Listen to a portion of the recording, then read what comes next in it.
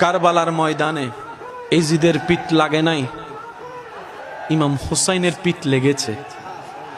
এজিদের মাথা কাটে নাই, ইমাম হুসাইনের সেরে পাক কেটেছে।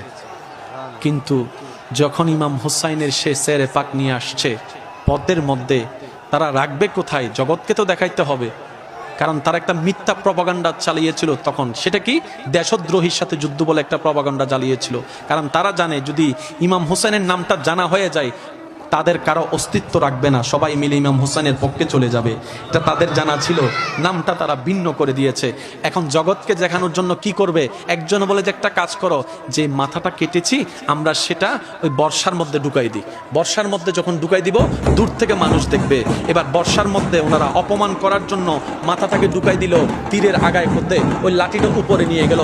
যারা হত্যা করেছে সবার মাথা নিচে, যাকে শহীদ করেছে ওনার মাথা সবার উপরে। সমঝা করো ইয়ার, সমঝা করো।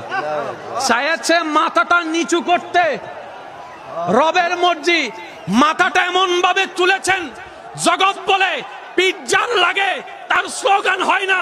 কিন্তু আপনার এলাকার প্রত্যেকটা মানুষ সাক্ষী, 2024 সালেও জায়গায় জায়গায় রন্দে রন্দে ব্যানারে ব্যানারে ইমাম হুসাইনের নাম দেখা যাচ্ছে, ইমাম হুসাইনের নাম দেখা যাচ্ছে, ইমাম